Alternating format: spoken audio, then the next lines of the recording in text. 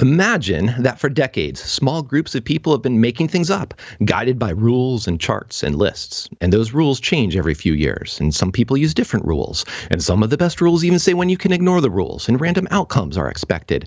Of course, I'm describing role-playing games like Dungeons & Dragons. AppSec is completely different, I'm sure. Which means this week we talk with Anita D'Amico and Patrick Carey from Synopsys about creating better AppSec workflows with an eye towards efficiency and scalability. In the news segment, Exchange credentials make a stealth check. A vuln in IoT doesn't add up. Chrome attacks the darkness of memory safety. OWASP hits level 20, and more. Roll for initiative and stay tuned for Application Security Weekly. This is Security Weekly, for security professionals, by security professionals. It's the show to learn the latest tools, techniques, and processes necessary to understand DevOps, application security, and cloud security. Your trusted source for the latest application security news. It's time for Application Security Weekly. Is your mobile app really secure? New vulnerabilities pop up every day, and malicious actors look for easy targets on app marketplaces to exploit. Securing your app's valuable IP and data is critical. GuardSquare's security solutions are built for developers and protect your app at every stage in the development lifecycle. Multiple layers of protection prevent reverse engineering and automatically detect tampering, making your app a difficult target for attackers. Learn more at securityweekly.com/GuardSquare. We discuss application security a lot on this show, and we know that the implications for code security have become even greater as cloud adoption accelerates software development. Shift Left bridges the gap between security teams and developers to find and fix vulnerabilities accurately from the source. Shift Left Core is an innovation in code security with industry-leading accuracy and speed. It combines next-generation static code analysis, intelligent software composition analysis, secrets detection, security insights, and contextual developer security education in one easy-to-use platform. Learn more and create your free account at securityweekly.com/shiftleft. Software supply chain attacks are continuing to expose vulnerabilities in organizations around the world. The time has come to focus your efforts on security for your software packages. Cloudsmith is the only cloud-native software package management solution for your enterprise. With Cloudsmith Continuous Packaging, you can securely deliver software across the globe and mitigate potential threats from entering your supply chain. With over 23+ formats supported, Cloudsmith is the solution that engineers choose to safely deliver all of their assets. Reduce unneeded downtime and deliver with confidence. Start securing your software supply chain today by visiting securityweekly.com/cloudsmith. This is episode 167, recorded September 27th, 2021. I'm your host, Mike Shima. John Kinsella is off this week, so I'm here with Tyler Robinson. Hello, Tyler. Thanks, Mike. It's good to be here. I don't often get to hop on the AppSec one, so this is fun. Yeah, we're happy to have you here. So everybody in Discord, go over, tell John you miss him, and tell Tyler hello. Also, while you're in our Discord, you can also hop over to our website to check out InfoSec World 2021 is proud to announce its keynote lineup for this year's in-person event. Hear from Robert Herjavec, plus heads of security at the NFL, TikTok, U.S. Department of Homeland Security, Stanford University, and more. Plus, Security Weekly listeners save 20% on World Pass and main conference registration. Visit securityweekly.com/ISW 2021 to register now. Security Weekly Unlocked will also be held in person this December 5th through 7th at the Hilton Lake Buena Vista. We'll have keynotes from Alyssa Miller, John Strand, Leslie Carhart, and Dave Kennedy. Visit securityweekly.com/unlocked to register and check out our exciting lineup. We've got two guests this week. Anita D'Amico, PhD, is the former CEO of CodeDX, an application security orchestration and correlation company recently acquired by Synopsys. She currently serves as the VP of Market Development in the Software Integrity Group. Her roots are in experimental psychology and human factors, and she has built a career of leading technology development to enhance human performance. More recently, she has focused her attention on enhancing the decisions and work processes of software developers and AppSec analysts to make code more secure. Anita was named one of 100 fascinating females fighting cybercrime in the 2019 book, Women Know Cyber. And we also have Patrick Carey, who's the Senior Director of Product Marketing for Synopsys Software Integrity Group, where he manages go-to-market analysis and strategy for Synopsys' portfolio of application security solutions. Patrick's 30-year career includes leadership roles in software development, product management, consulting, and marketing in a wide range of companies, from early-stage startups to large companies, including Citrix and Accenture. And with that, hello, Anita and Patrick. Thank you so much for joining us. Hi, nice to be here today. Looking forward to it. Great to be here, Mike. Well, with both of you, we're looking forward to a great conversation about, as I mentioned in the intro, making AppSec better, which is one of those things that's easier to say, but perhaps harder to do, especially when we have to figure out where do we start. And Patrick, one of the things maybe maybe you can help us kick things off is that let's talk about what makes AppSec so painful. And I don't think it's the fact that there's necessarily just lots of vulns out there or lots of insecure code. I think we know there's insecure code, but the challenge perhaps is how do we go and start to understand that or start to fix it? So lay the ground for us maybe a little bit about what the pain points that the dev side of teams are running into.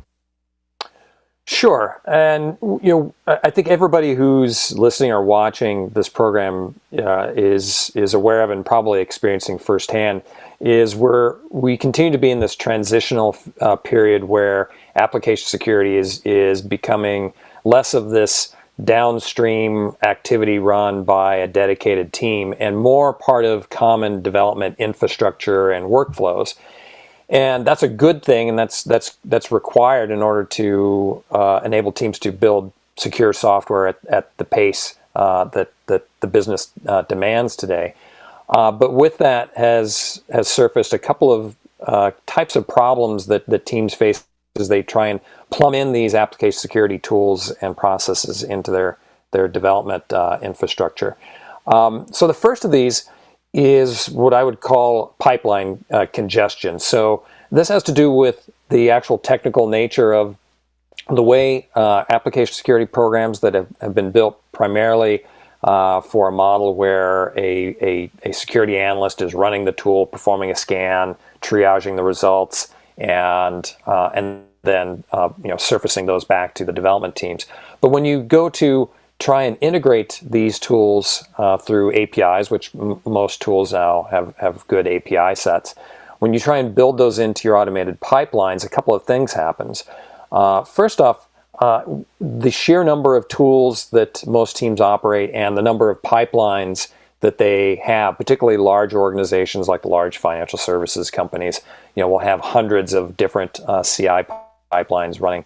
So that creates a lot of pressure on the DevOps teams, the teams managing that infrastructure, just to try and effectively add all those tools into their pipelines without breaking them or causing them to not perform as they were originally intended. But secondly, those tools, the AppSec tools that were meant for analysts to run directly, generally don't have response times built into them in line with the way modern development pipelines operate. So a typical build pipeline may be targeted at completing in a few minutes or even just a couple of minutes, but an AST scan may take 10, 15, 20 minutes or more. And those two speeds are at odds. The other thing that happens when you automate these tools, particularly when you have a lot of tools, and we've done research where the average team we see has a dozen or more different AppSec tools in place, is all those tools are generating findings. And so by automating, you sort of increase the rate at which you're doing this analysis, and you're compounding the problem of the number of findings that you have to triage and work through. So that can actually overwhelm the team with just that triage activity to try and sort out the signal from the noise and figure out which of those findings are true positives, weeding out things like duplicates, or even just trying to understand the different findings from different tools who may use different metrics for reporting the severity or priority of those. So the combination of those is often a big hurdle or a complete wall that the development teams face when they try and build security into those development workflows. Yeah, I think to me, a key point what you're describing there is that sure, we can throw more tools into the problem, but that's not necessarily making things better, especially if these tools were designed, kind of as you were pointing out, for the AppSec role to deal with. Why then would you take these tools that were designed and geared towards an AppSec needs, put the responsibility onto the DevOps side, but not adjust the tools to follow along? So I'm kind of curious then, maybe Anita, if you know, now that we understand some of the challenges here and the idea that we're not necessarily going to successfully scale just by throwing more tools and generating a lot more vulnerabilities, as Patrick was saying, there obviously, ASOC is coming in here to do something better, but, give us a little bit of insight into how that can be better for teams. Sure, Mike.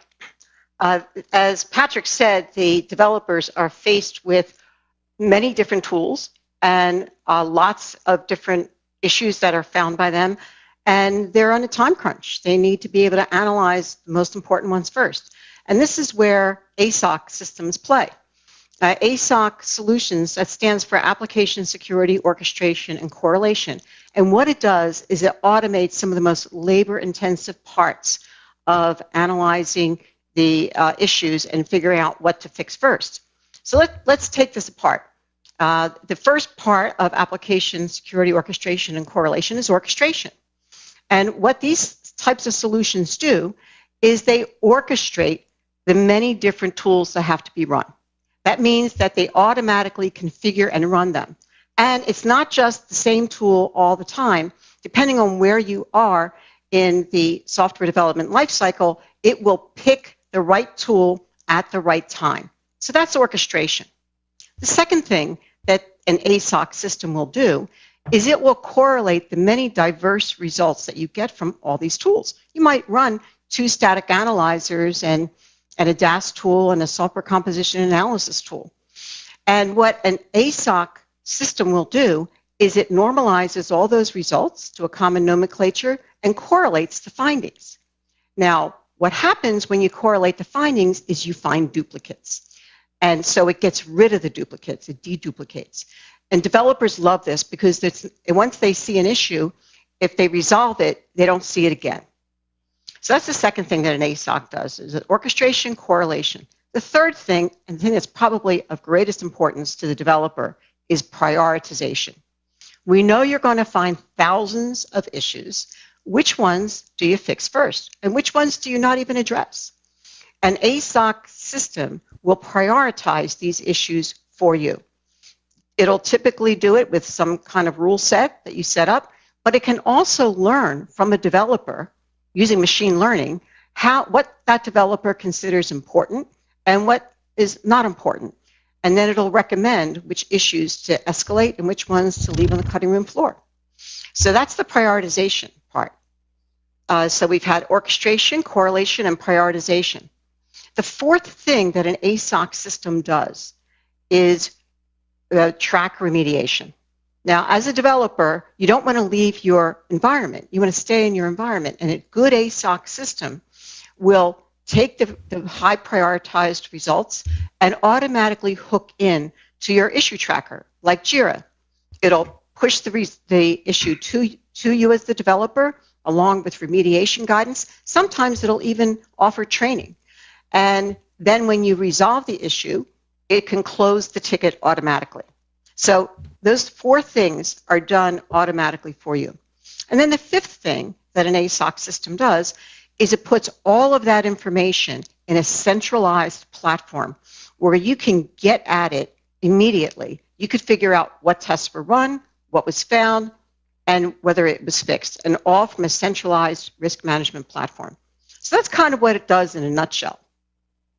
No, I love that the areas that it addresses, and I do want to dive in on some of that prioritization bit, because that's where a lot of where I see some of the, we'll call it friction, some of the challenges, to use the kinder words, the DevOps teams run into, because they suddenly have lots of tools. They may be deduped, but even those deduped, list of vulnerabilities may be a really, really long list.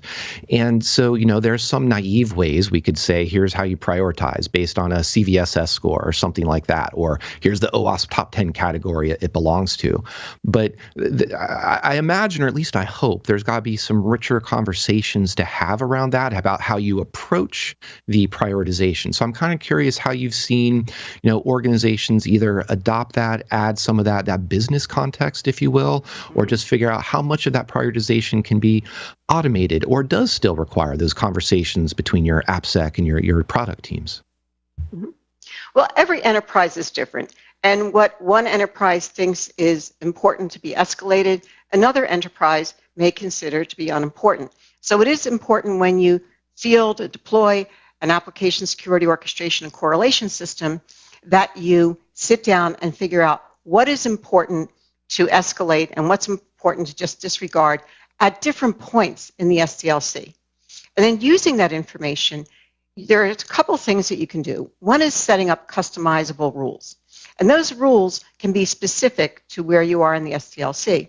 So what goes into those customizable rules are things like industry standards. So there are like the OWASP top 10, SANS 25, but there's also regulatory standards like PCI, or in automotive industry, MISRA, or HIPAA, or DISA-STIG. So you take those into consideration. You also look at the business impact. And this is something that is really important in terms of prioritizing risk. So you may look at the specific types of vulnerabilities and say, these are, or weaknesses, these are the kinds of things that are most important to our enterprise. And so what you do is you put that all into a recipe for what to prioritize high and what to prioritize low. So that's the first thing that you do in terms of the prioritization. You meet, you talk, you say, what do we want to escalate at which point in time? Then, if you have a machine learning system built into your ASOC system, it will then learn over time what the developer or the analyst thinks is important to escalate and what they think is unimportant. And that can be specific to a software project. So it's not a one-size-fits-all. For this particular software project, these things are important.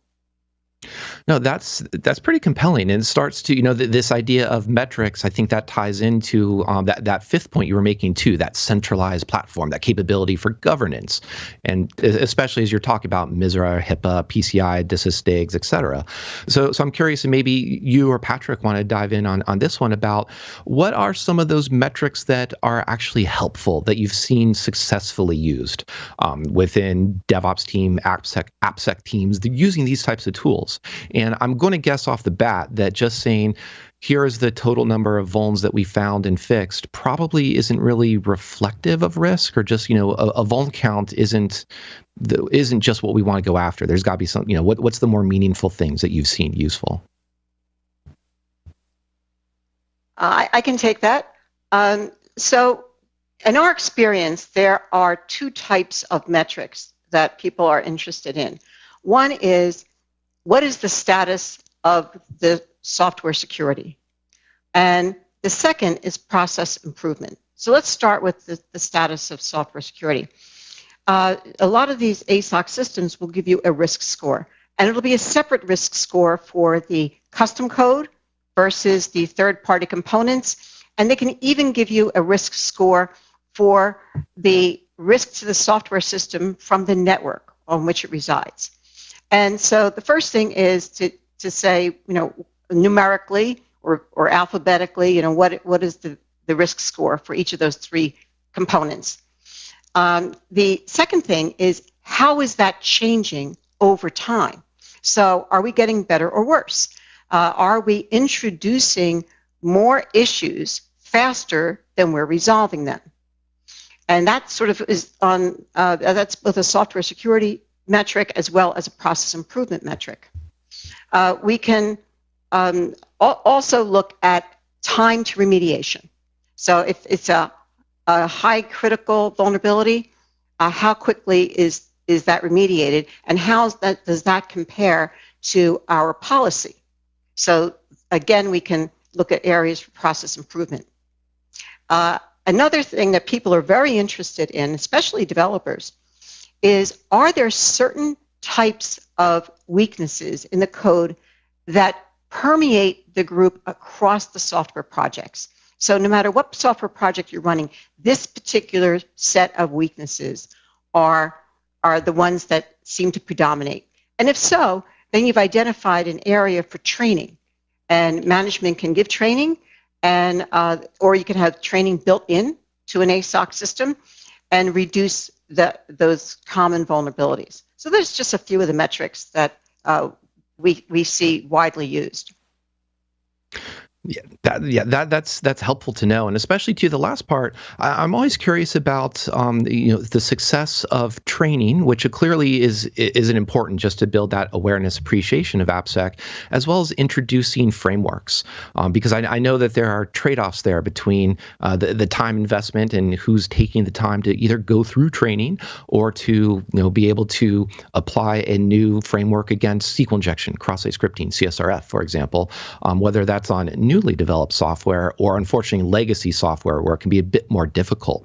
So I'm curious maybe to dive into that. What are some of the other ways that you've seen organizations kind of react to some of those more pervasive issues, or how they react perhaps to some of those metrics? Is it the idea of training does become a pretty critical aspect? Do they start to make changes in designs, changes in even programming languages or practices that you've seen? And I'm getting poking a bit too here at sort of that behavioral aspect, because I know, Anita, that's some of your background too, in that we're talking about here about making things better for developers. We're not just saying purely fix these technical flaws with all these technical automated solutions, because obviously that doesn't work, in a complete vacuum.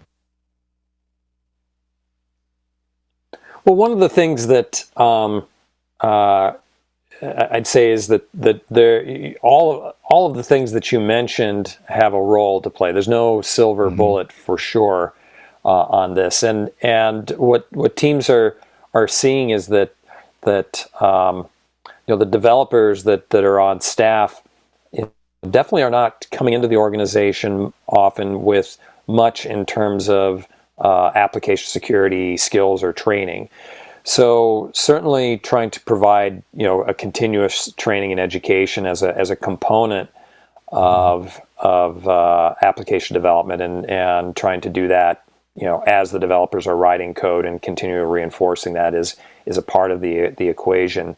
And because of the organizations often have a deficit in terms of security professionals on their team, a lot of teams are also extending that with things like security champions programs. So establishing beachheads in each of the security teams with a developer or a handful of developers who will get additional training and become sort of the representatives of the AppSec team within the development group. That's certainly a portion of it as kind of continuing education above and beyond just even kind of what the AppSec team is doing based on the metrics coming out of these types of tools.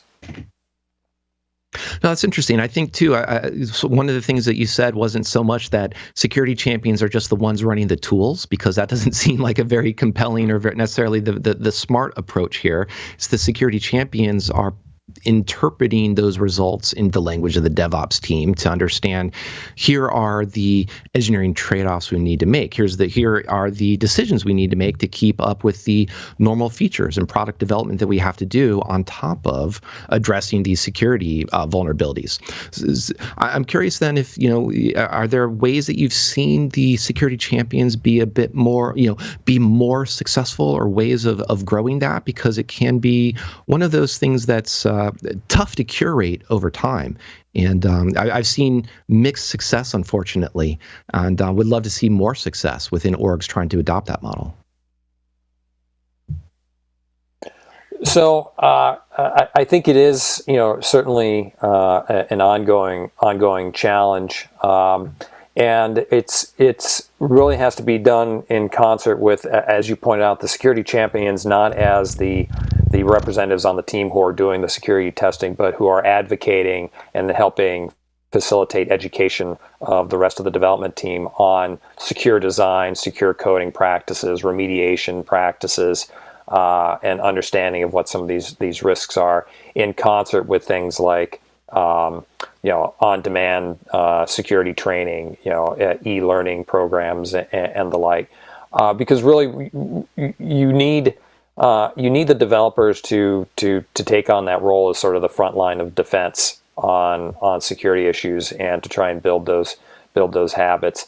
And there too, I'm not sure that there's a silver bullet. And as Anita aptly pointed out, every organization is a little bit different in terms of the aptitude, their capacity, and the prioritization they place on secure development as a practice. Yeah, I'd like to comment a little bit on the human behavior. As you know, my background is as an experimental psychologist, so I'm very interested in the psychology and the human behavior that goes around secure code development.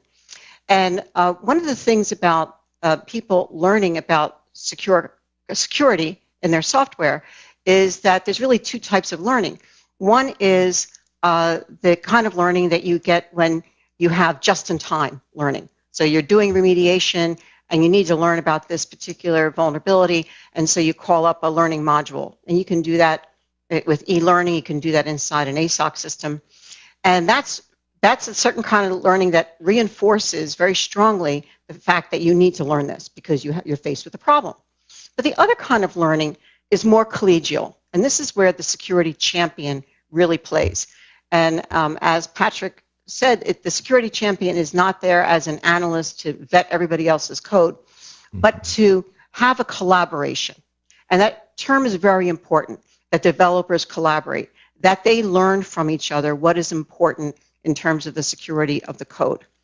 And by the way, that collaboration works really well when you have a small group of developers working on the same files. But studies show that when you start expanding the size of the team, let's say more than 6 or 7 people working on the same area, that the collaboration starts breaking down because there's just too many people.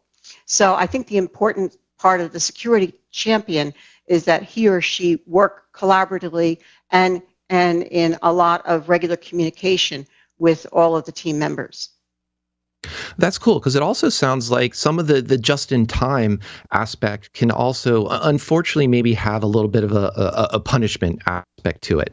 I think, I know that's not what you were describing there, but I'm thinking more of like phishing training, that someone, that I think poorly designed phishing tests will say, oh, someone clicked on a link, therefore you are now punished with having to learn about how to interpret a navigation bar in a browser. Probably not the best approach.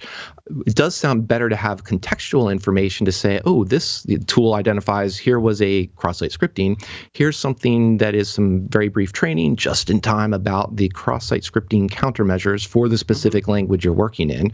But even better, that collaborative aspect of that small group with that security champion talking with them. And I guess one of the questions I want to ask too, then, what are some of the good behaviors, or I'm reusing the term behaviors, just practices, attributes, what makes a security champion successful? Because I suspect it's actually more than just really understanding the code base that everyone's working on too.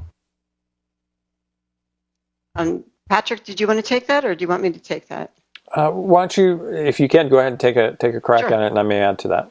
Okay, so the security champion really has to be a good communicator. And people will learn better when things are put in a positive light and where there are examples given.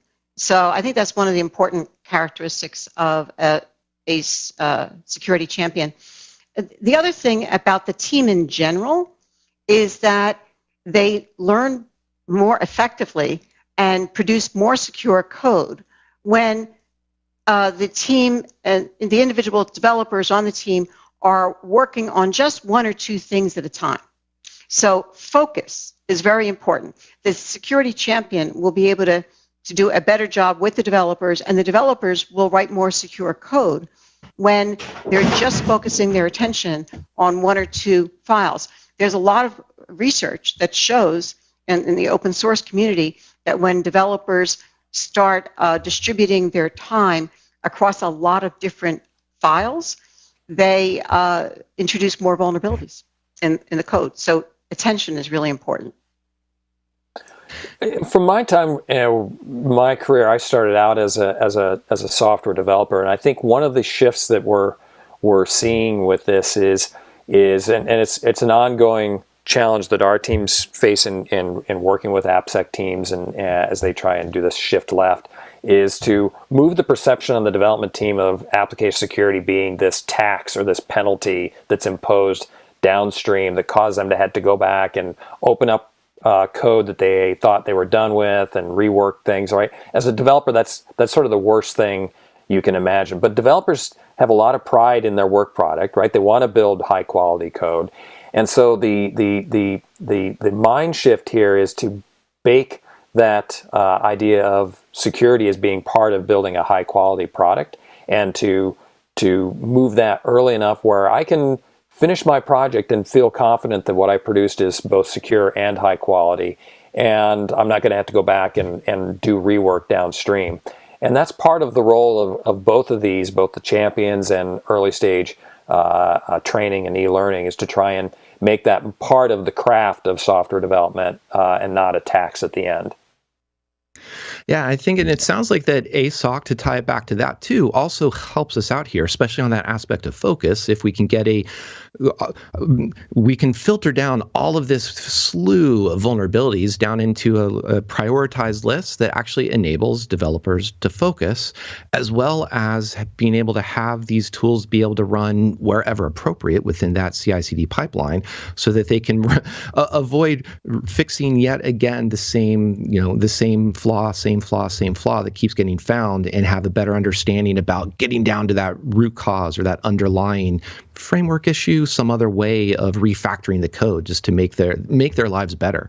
So all in all, that sounds like a pretty compelling story for having security just being part of software quality. Sure. And when you think about an ASOC system, remember that the first is orchestration. So when you get all the way through the process and the developer has remediated the code and has submitted it back into the issue tracker, what an ASOC solution can do is then go back and rerun the tests, only like just the tests that need to be done, reorchestrate. And that way the developer gets almost immediate feedback that the fix that he or she did has been effective, because you can just reorchestrate that particular test. I have a question around like bug bounties and like 0 days, things that come out of the woodworks out of nowhere. Does that kind of throw a wrench into this ASOC framework and how developers are addressing priorities? Well, a good ASOC system will take in all kinds of input. So it's not just SAST tools or DAST tools or IAST or SCA, but a good ASOC solution will bring in the results of manual code reviews, of bug bounty information, of manual pen testing, even architectural security and security requirements. And all those things can be correlated in the system and factored into a single pane of glass, basically. So yes, bug bounties can be included, and they're part of the entire risk picture that's presented in a unified system.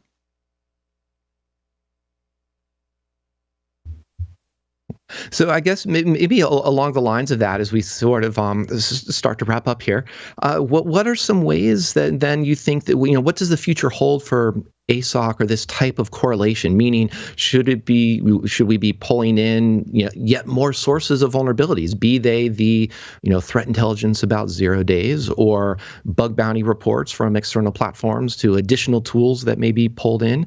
I guess maybe it's sort of a multi-part potential here in terms of, is it more tools? Do the tools just also need better APIs to interact with these, or better decoration of the types of issues they find to make it easier to prioritize?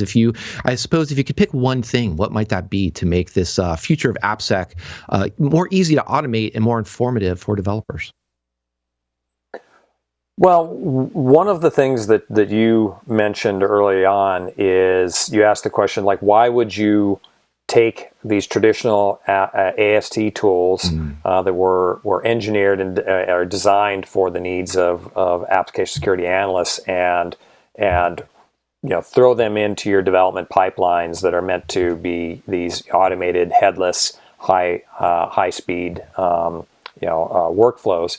And that points to where really things we see will need to change going forward. So ASOC solutions do allow teams to leverage their investments in their tooling that they have today, because no organization can just swap things out overnight. They have a lot invested in both the tools themselves, but the skills and knowledge they have around the tools. But what we see is that as application security folds more into development workflows, that those traditional silos between SAST, DAST, SCA, IAST are going to start to break down. And what teams are going to be looking for is a more services-oriented model where they can combine any number of analysis techniques in these development workflows. And ASOC solutions will be central to managing that with a combination of your legacy tools and these new services as they emerge. Yeah, that sounds great. Especially the idea of that spirit of breaking down silos is this conversation. If we hopefully a year from now, if we have it again, we'll be talking less about AppSec team, DevOps team, and it's more of that just small group, kind of perhaps as Anita was describing, that's just focused on this particular portion of the code base or this particular product or feature, and they're the ones that are responsible for the security as well as they are for developing it, and they just have some tools helping them along the way. Yeah, absolutely. That's right. And what you're going to see, what you're seeing now, as well as I think you're going to see more of in the future, is that people aren't going to have fewer tools. I mean, all of the data shows that people are getting more and more tools. Enterprises are running. The average enterprise is running more than 10 different application security testing tools. But you're going to see lighter weight versions of these tools, and you're already seeing it earlier in the software development lifecycle. So you may not run the entire big SaaS solution in the beginning of the SDLC. You're going to have lightweight tools that developers can use just to get the most important stuff first, and then you'll get different levels of the tool use as you progress through the SDLC. Well, even if we have some lightweight tools, the both of you have brought some heavyweight information for us for this particular segment. So I want to say just thank you once again, Anita and Patrick, for joining us. Thank you very much for having us. Yeah, thank you. Also want to thank Tyler and everybody who's been hanging out in Discord. If you'd like to learn more about ASOC and Synopsys, visit securityweekly.com/Synopsys. And with that, we're going to take a quick break.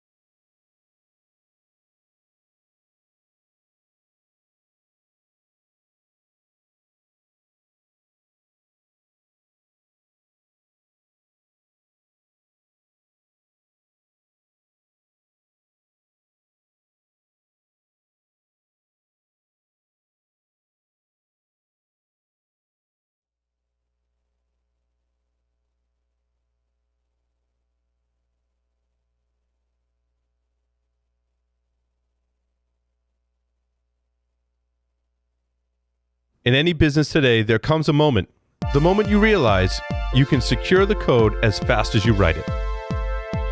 Instead of testing everything, you can just test the right things. It's not about tools, but intelligent risk management. That's the moment you choose Synopsys. Build secure, high-quality software faster. Visit securityweekly.com/Synopsys. Contrast Security enables organizations to secure their applications from development to production.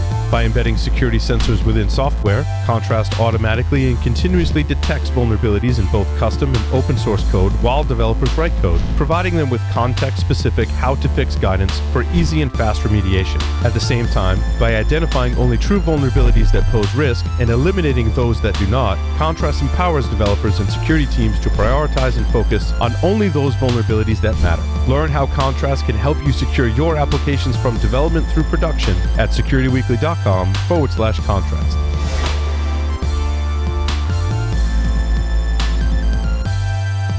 Looking to improve your web application security? Probly is reinventing web application security.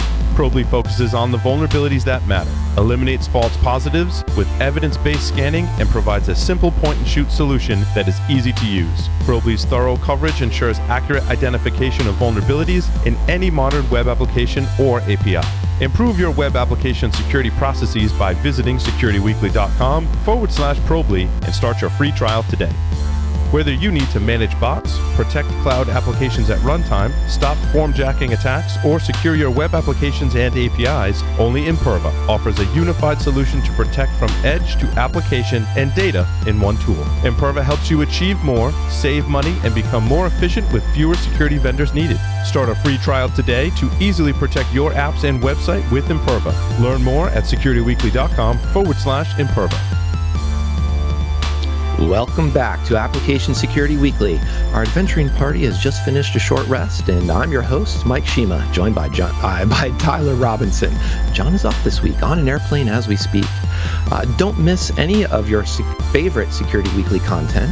Visit securityweekly.com/subscribe to subscribe to any of our podcast feeds and have all new episodes downloaded right to your phone. You can also join our mailing list, Discord server, and follow us on social media and our streaming platforms. And also, if you missed any of our previously recorded webcasts or technical trainings, they are available for your viewing pleasure at securityweekly.com/on-demand. And this brings us into another week of lots of vulnerabilities, I think, but lots of little vulnerabilities. And Tyler, I don't know if maybe some of these will stand out more than others or appeal to you, but the one I want to dive into first is Exchange and its auto-discover protocol, because this is pretty simple and clever, and also one of the laziest types of attacks you have to pull off, because as what researchers discovered, there is this auto-discover feature within Exchange. Now, this auto-discover feature is basically intended as a usability improvement so that users can say, this is the domain that I belong to for my email, and I'm just going to type in that domain. Here are my credentials. Please go out and configure yourself accordingly, Outlook, and it will do so.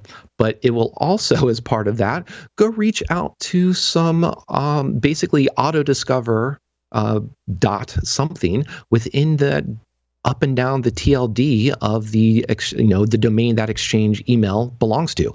And when that happens, if you are the organization that doesn't own that particular domain, that auto-discover domain that Outlook or the client is reaching out to, you can actually then have your clients, basically they're going to leak their credentials out to this taken over domain, or not, or just registered domain. I'm sort of flubbing about what all the fun, cool parts of it. So the two cool things, you can actually register an auto-discover domain, or if you can register an auto-discover domain within the TLD of a target org, you can collect their credentials.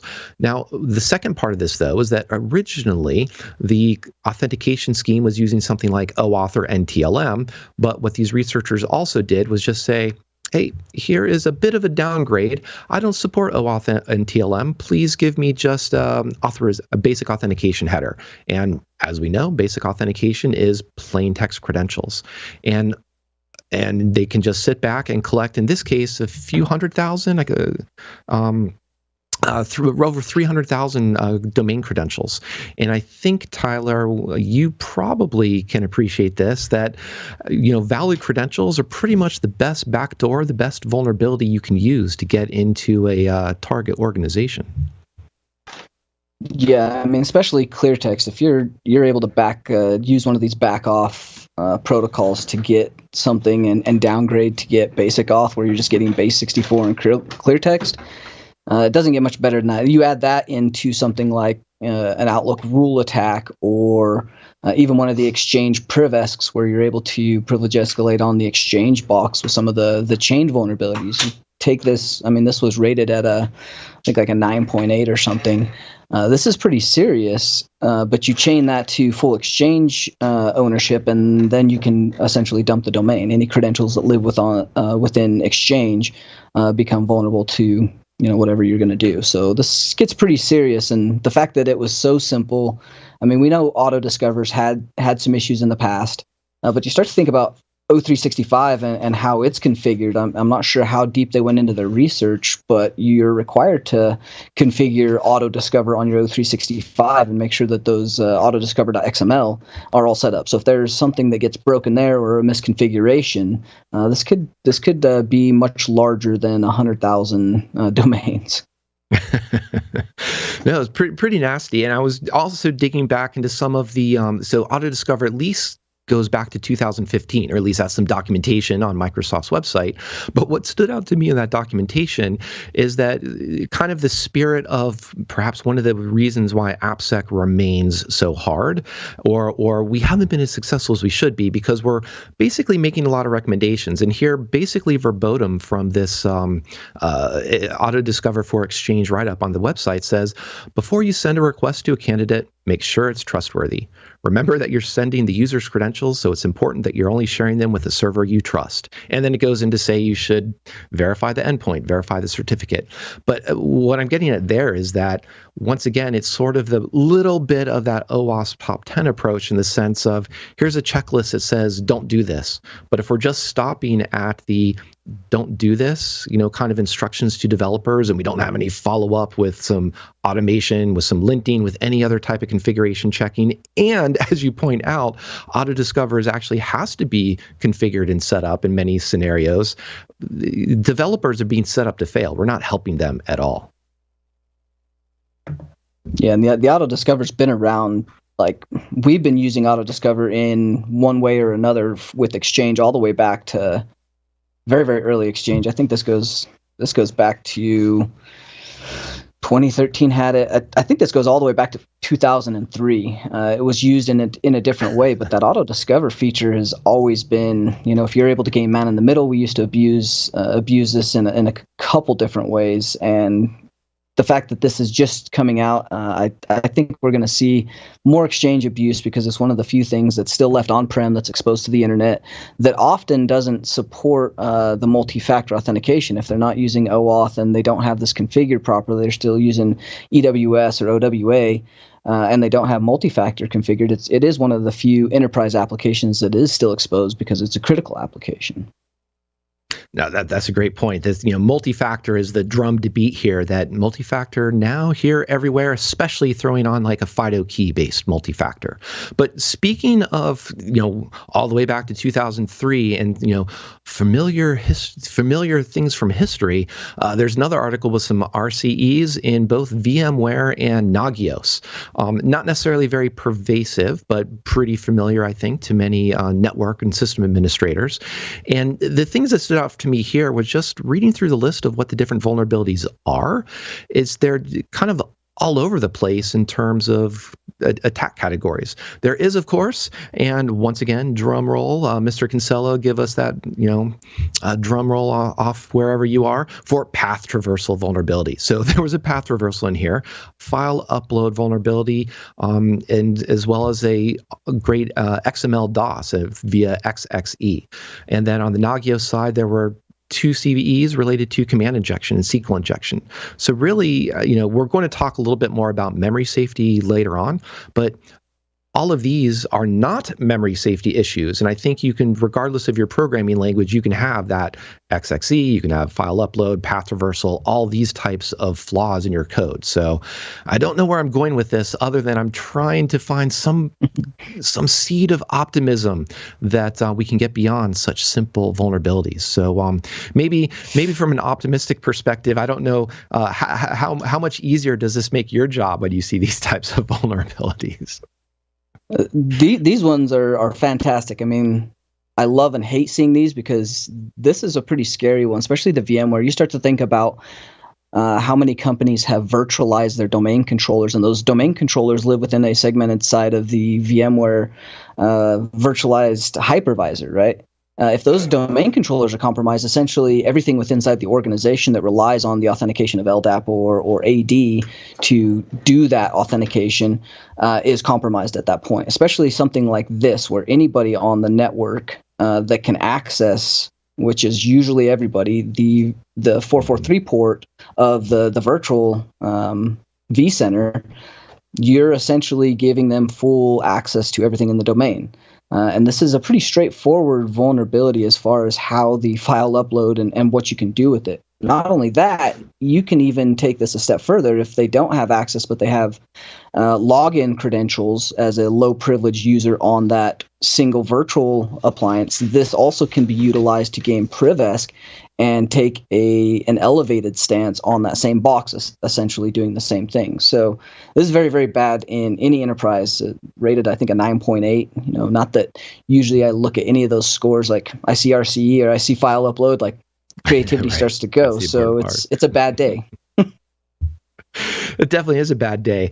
Some other people that are having a bad day is anyone with an IoT device that is using a vulnerable version of MQTT.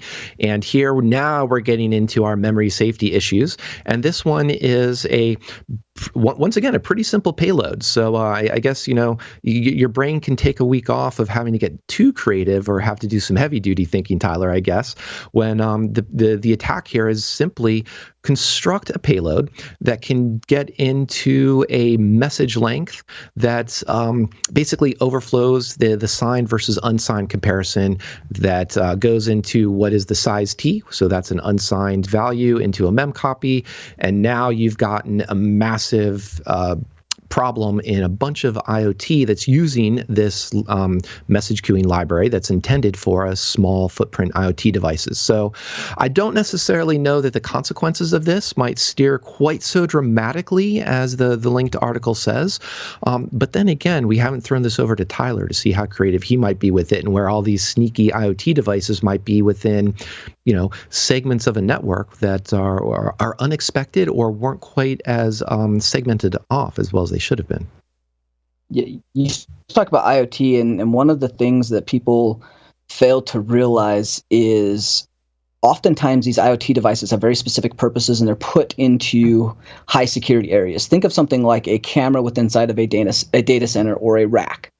Those are typically not often segmented off because the people that are going to access them are going to be within inside of that segment, and they're utilizing that management to get to those devices. Well, what happens is those devices get compromised, and that is a single point of entry that allows us to pivot within inside the network. We used to use printers quite frequently, multi-device or scanning printers that were hooked to the internet so that people remotely could send stuff into the office or scan to share, all kinds of weird things they would do. But those are full computers that have IP stacks within inside of them, and we would write code to have code running in memory that would allow us to pivot and make a direct SOC connection or VPN connection or tunnel traffic directly into that network. So you start to think about where these devices are located, and they're often in management networks. They're often in ICS networks. They're in high security networks. There was another vulnerability this week that had to do with cameras. And once they were exposed, they noticed that all of these cameras were looking at very, very sensitive things in sensitive areas. And so the ability for us to pivot and utilize these IoT devices to traverse networks and or segments that may not have as strict security controls or endpoint detection. Maybe there's not as much network filtering. So utilizing these devices provides us a nice stealthy way into places that might be much more difficult on a Windows host to get through. Yeah, and I think some of the things that John and I have been talking about the last several weeks is observability and monitoring of your applications. So the idea that can you create log events? Can you just monitor events and be able to trace requests that and response pairs coming through your application? Because you want to be able to say, were we vulnerable to this particular authorization problem or a broken access control, something like that. But I'm going to guess too, another appeal of for you going after these IoT devices is that it's very likely the forensics has got capabilities, or the after the fact has got to be pretty minimal in terms of just what they log, what they can contain, or just trying to get visibility into what's running, what's running within one of these devices. Yeah, the integrity of the logs on these IoT devices are much less, and quite frankly, most of the time, they simply take a reboot because we're operating with inside of memory. So once you've cleared a log and or maybe overrun the logs, which is fairly simple to do on these IoT devices, they don't have very much memory or storage, and you reboot it, the forensic capability and the footprint that you're leaving behind is going to be much less. Not to mention your ability to control, because most of these are BusyBox or Linux or some Linux kernel variant. You're able to control things at the hardware level very quickly and stop things in a way that you'd probably not be able to do on a much larger enterprise device that has tamper protections, has multiple log sources, has a lot more real-time capability as far as sending that off to a SIM, being able to correlate different events and alerts between those. You're talking about very, very simple devices, very simple logs, even if you get logs. So yeah, there's not a lot that can be done forensically once you compromise those. So on the other end of the spectrum, though, there's Apache HTTP server, which is ancient, has the wrong connotation to it, but a very well-regarded, software stack for running most of the internet, driving web traffic. And there are some vulnerabilities in it that were reported again this week in SSRF. And James Kettle over at Portswigger got his his Black Hat research this year around HTTP request smuggling. Has that been addressed within this? And in this case, I wasn't so much focusing on what the vulnerabilities were so much as how they were found. So, Tyler, you had mentioned briefly in the last segment talking about bug bounties and, external researchers. In this case, I think one or two of the acknowledgments was to cluster fuzz, which I thought was pretty cool. Now, the fuzzer was not, it found, I think, low priority or low risk vulns. So it wasn't necessarily being that really bang for the buck where it's hitting something higher like SSRF, but I did think overall it's kind of cool to see that there is some fuzzing that's actually finding consequential vulnerabilities to be fixed within these types of open source software. Yeah, fuzzing, I mean, you go back to fuzzing. Fuzzing's always been a part of application security. However, you're spot on. The payoff of actually finding something via most of the open source fuzzers takes a lot of effort and a lot of time, some very unique tricks to make it do certain things. And that's usually at the very, very bottom of the totem pole as far as priority for AppSec teams or DevOps teams, right? Like those are things that they're typically not looking at. Now, security research, that's a great niche that a lot of these security researchers are kind of filling in with the bug bounties. They're looking at things that are very pervasive. Apache, that's well used. That's covering a good swath of the internet.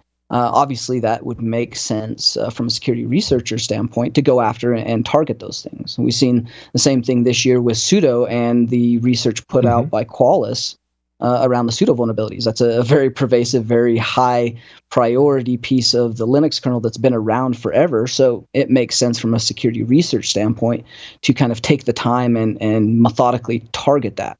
That's not usually the case for most people's software, most people's AppSec programs, and what they're looking at as far as securing the code. So I think, again, this is just a highlight of what good bug bounties and security researchers are doing for the community as a whole, where we wouldn't otherwise have the time to look into these kind of things.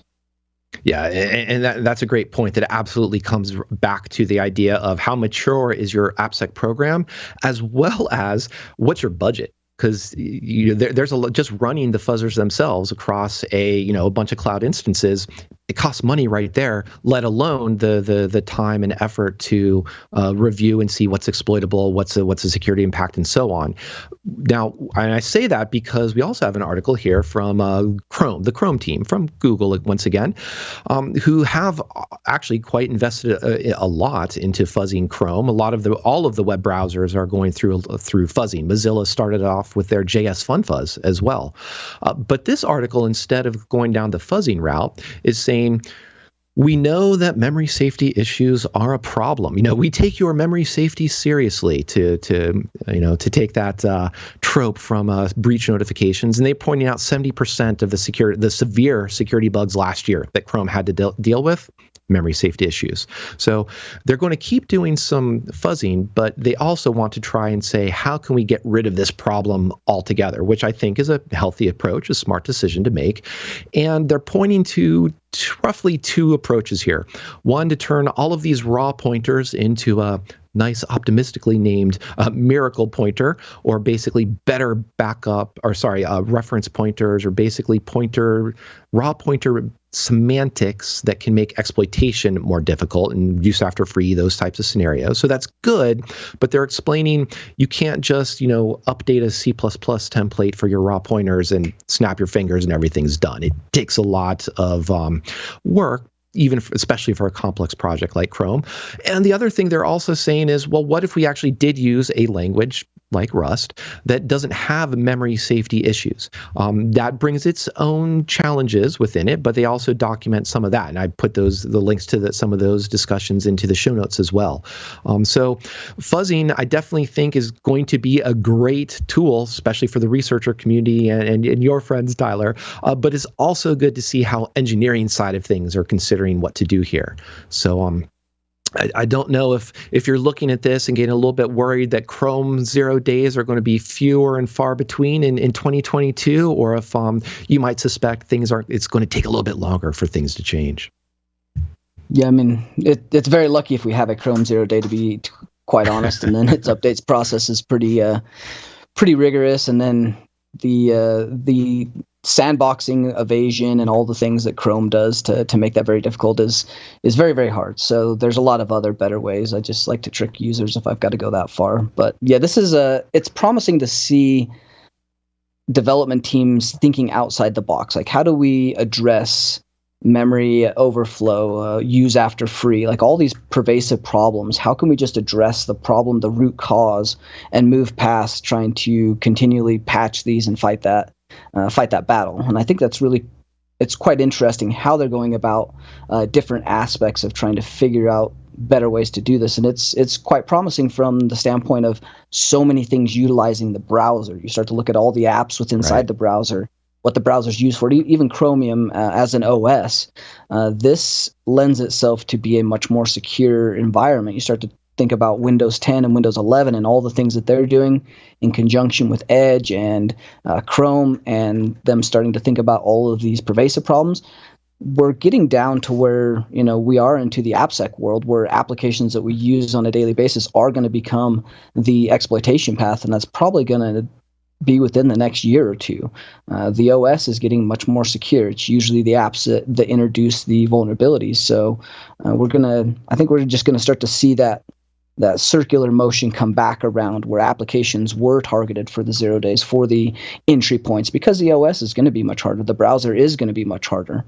So it's going to be more important for enterprises to get their applications secure and do secure coding and to mature down that road, just like a lot of these other bigger projects have done. I like that you said that, because I wanted to tie that to another article that I put in here that was about HackerOne expanding its bug bounty projects for open source bugs. And we've seen that the Linux Foundation has been investing into actually financing, paying people to do some security reviews of like the Linux kernel, some other important open source projects. They're also paying for basically things of for people to go through and fix compiler warnings, not just suppress them, but to properly fix them, to understand what's causing them. So I'm kind of curious too, how much of this, how much of this is good, bad, or maybe to use less judgmental terms, how much of this is where you would invest money in terms of expanding bug bounty for open source versus maybe putting this type of funding into fuzzing or developer awareness or education or something else? If the CISO or someone comes to you with a suitcase full of money, in addition to heading for the beach, perhaps, what would you do with it from a security perspective? I think it's always important to kind of find that balance. This is one of those places that this adds some necessary balance to the open source world. There are a lot of enterprises that don't have a large budget, or there are a lot of enterprises that support and want to support open source. But the review, the ability to do and affect code, the ability to have a bug bounty around some of the code has not always been an option. So I think this is a great step in the right direction. I would be curious to see how this is sustainable over the long term, where the funding is going to come from for each of these open source projects to continually pour into these bug bounties and continually incentivize researchers to look at these open source projects, because there's a lot of open source that is utilized in enterprise all over the place. We think about all of the software we deploy on a regular base system just to get an end user to a point where they're comfortable using that for their daily operations. There's a lot of software there that is open source. So I think this is a good step in the right direction. I think it's going to be a long road ahead, and the funding is going to be something that's going to have to be considered very carefully. But I believe that there's good intention here that, if you are an enterprise that is large, that utilizes this or even supports some of these foundations or open source projects, this is a good place to invest money. This will allow those bugs to be discovered not by, say, an adversarial group or even a researcher that may not have the best responsible disclosure understandings, and have this done through the bug bounty properly. This kind of starts to mature those open source projects to a much more sustainable enterprise model that will fit inside of enterprises as we move forward. Yeah, and maybe, as you're making those comments earlier too about sudo and some of the research that Qualys was looking into, they also found 24 vulnerabilities in Exum over, I think, last summer. So there's also, there are the Apache servers, there's the Linux kernel, there's the very common open source projects that everybody knows about. OpenSSL would be another great one, but there's a lot of these other long tail, if you will, of open source projects that perhaps aren't as exciting for someone to dive into, or there's just no budget there for a bug bounty reward. So maybe from that perspective too, if this can encourage some more attention to those the unlooked at attack surface, but that could still have some vulns lurking around after 8 or 10 years, just waiting for somebody to find. I suppose that actually would be a really great outcome of this type of financing of just more bug bounties and more open source.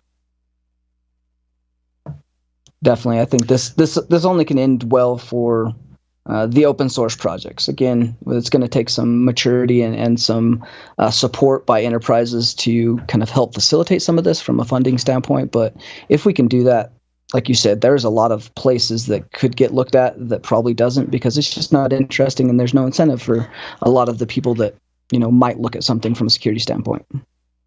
Yeah, and I think that's a good setup for a final article here. I want to just call attention to the last bit. It's a State of DevOps report from the Google Cloud Research, who've been looking at, for at least past 3 years, at least, possibly more. Basically, what do DevOps practices look like, and what does it mean? What does the maturity level of DevOps practices look like, and for basically delivering software effectively? And a part of it explicitly called out is security. And just to call on to, I'm looking at pages 24, 25 of this report. It's a long report, but I do encourage reading it for the DevOps side of things as well as the security. But they're saying that high quality documentation, teams that had that were almost 4 times as likely to integrate security throughout their development process. And I think that does speak to the idea of very much the last segment where we're talking with Anita and Patrick, but just the idea that if you're focusing on that communication aspect, meaning documentation about what does our app do, what does the code look like, how is the code documented, that probably is a level of maturity that also means you're bringing in testing, whether it is some fuzzing, which would be fantastic, or just some basic AST tools, or you just do have a bug bounty program that you are that you're sponsoring. But I think for me, the other part of it, though, that seems tough to still scale, tough for organizations to address, where they need more budget, more people, is that so many of the security practices they call attention to, that elite teams do, basically teams that are doing really well in DevOps, it's security reviews and more security reviews, and building code that has been security reviews, and having AppSec or InfoSec be part of the conversation early on to do security reviews, design reviews. So it's definitely a lot of communication, a lot of collaboration and talking, but wow, that's a lot of AppSec people that are going to be busy doing reviews of code out there. So hopefully there's something in automation that's going to also complement this type of these type of effort. I don't think there's any way to do this without the automation, and even I hate to say it, the AI and ML side of this. Without some of that, these smaller teams and the speed at which AppSec and applications and development is moving just to stay with something that gets pushed out to production is incredibly fast, and the teams aren't getting any bigger, the workloads aren't getting any smaller, so that really does leave a programmatic fix, which is going to have to be some of the automation piece of this and the orchestration. So you're right, the communication side of this, where we see good teams working together, is where we see good security. That's almost a direct correlation every time. And the integration between the teams and the ability to communicate is good, but that still is only a small piece of the puzzle. And like we talked in the last episode, there's multiple pieces of this and angles that have to be addressed in order for that to be successful at any size. And I think there is a big disparate difference between the elite and the well-funded, well-budgeted, well-staffed teams and the DevOps teams that are scrapping and startup and pushing stuff out very quickly. So I'm excited to see some of the automation start to come to fruition and really start to make a difference, especially in the AppSec side of this. Especially in the AppSec side of this. And as a final note, too, I did want to say, happy birthday, happy anniversary to OWASP, who turned its 20th year of them. And their projects, and multiple projects, I should say. And I guess one of the things I'd love to see more coming out of that is kind of what you were alluding to just at the end there, Tyler, more automation, more projects. So we have, of course, the venerable top 10 that it's a little bit easy to tease and make fun of, but still that just falls in that awareness category. Let's see, the next 20 years of OWASP developing a lot more linters or basically frameworks to help us make the SSRF go away, so it doesn't yet land on the OWASP, the next version of the OWASP top 10 list. So I threw in a link to the conference that they had for their 20th anniversary celebration event. I don't think they did some live streaming. I don't think those videos are yet up on YouTube or yet recorded to watch after the fact. But we'll keep an eye out for them and let all of our listeners know. So with that, Tyler, I want to say thank you for joining us and see if there's any final messages you'd like to send out for our poor AppSec and DevOps teams, or they're those large scrappy startups or there's large enterprises with bigger budgets. Hats off to you guys, because your job's hard, and we will keep working on the offensive piece to help push you further. Well, hats off to you, Tyler. Thank you for joining. Thanks everyone who was saying hi and chatting with us in Discord, and thanks to all of our listeners after the fact as well. We're going to not take a break. We're going to take just a week break. I lost doing it live. I forgot to scroll down. We're just going to say thank you for joining us. We'll see you next week on Application Security Weekly.